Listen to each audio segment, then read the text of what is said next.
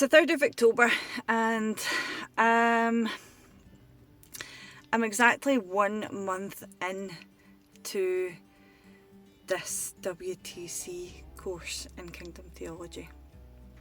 And tonight I was up in Glasgow for the 3rd week of our Scotland hub together. And if I'm being honest, today was a really hard day. John and I are facing something really tough, something that is beyond us. And in the car journey on the way there, I was stressing myself out, thinking, chewing it over and over and over again, and praying and doing my human thinking of how am I going to fix this, and then trying to pray and be like, okay God, I need to trust you with this. So I could actually feel in the car as I was driving that my heart rate was really high, because I was so stressed out, and I'd been stressed out all day. And when we got to hub and they start the hub sessions with worship, I wasn't in the right mindset for worship, because my mind was ticking and thinking, my mind was thinking, God, why are you allowing this to happen? But as we were worshipping, I was trying to lay aside, what's going on in the day. And as we were singing, I actually clocked on my Fitbit, on my watch thing, that my heart rate had gone down. And actually I was calmer because I was in the presence of God, and because I was in an environment where we were making space for God's presence and God's Holy Spirit. And that thought in itself, that actually I was calmer because I was spending time with God, was really comforting. And so then later on in our cohort, so that's the group of us that are all doing the same class, we just got to sharing and talking about our essay. We were supposed to be watching a video, but we kept pausing it. We kept pausing it to talk about bits of it. And we got talking about the essay and just the challenge and struggle it is. And one of the guys, I'll not say who, but one of the guys was just sharing, about, how do we find the balance in doing life and studying and all the other things that are asked and required of us, and making time for that. And we'd been asked to do something, and he had to share a devotional thought, and he just was kind of like, I could see us far enough. But God gave him a devotional thought, and the verse, it was a section of verses, but the particular verse that really, really touched me tonight was, be still and know that I am God. And I tell you something, I needed to hear that tonight. I needed to be reminded that we've got a great big God, and that he has heard me, and that he knows and he loves, and he will answer. And I need to stop trying to even just mentally fix this situation, and just be still and let God be who God is, and let him handle it, which is easier said than done. But I need to do that with this situation that John and I have got, but also with the, coming to write our essays as well. But I really needed to hear that tonight, and that was a real precious moment. 2 other precious moments for me tonight were, there's a woman in our hub called Margaret, and she is further ahead on the course than us, and she brought with her this evening some books for me to borrow, books that I'd been struggling to get my hands on, and she gave me like 3 books, so I feel really like chuffed that she would lend me those books, and that I can then take them away while I go away with Mum for a couple of days, and I can just have the space and time to actually chew on them. So that was really lovely that Margaret would share those books with us, with me, but with the rest of the students as well. And right, I've got to tell you about Freddie's class. So Freddie's class is the introduction to Old Testament. It's biblical studies class, and I've said before, this is why I wanted to come to WTC. This is why I wanted to go to Bible college, to learn how to study the word, and I just love these classes. So tonight's session was like they call it like a video conferencing, and so it was Freddie on the screen.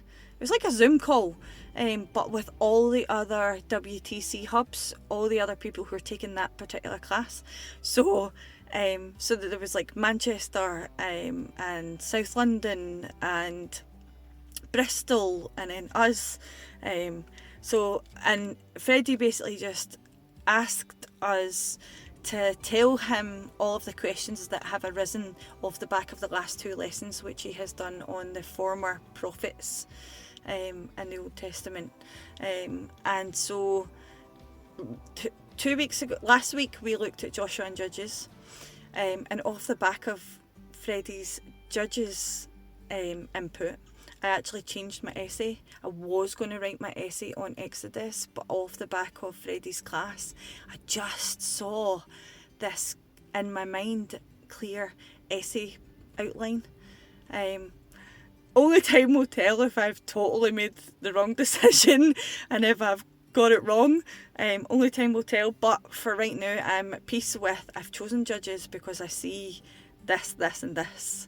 I see this. And that's what I'm sticking with for right now, and that's what I've got all these books on. So I'm stuck with it now. We've got less than a month to write this and hand in our first essay. So anyway, so last week was the former prophets, and it was Judges, Joshua and Judges, and then this week he did 1st and 2nd Samuel, and then into Kings very, very briefly, like. And so he was asking us to tell him all the questions that we had off the back of those lessons. So he just listened to all the questions that we have, and then he set about trying to respond to those questions. But somebody raised a question about the kind of some of the contradictions that we see in the Old Testament. They were specifically speaking about the Davidic covenant, with the promise for David's descendants to always be on the throne, and then that doesn't appear to actually be fulfilled, and so they were speaking about, how do you handle contradictions? How do you handle things in the Old Testament that don't seem to add up?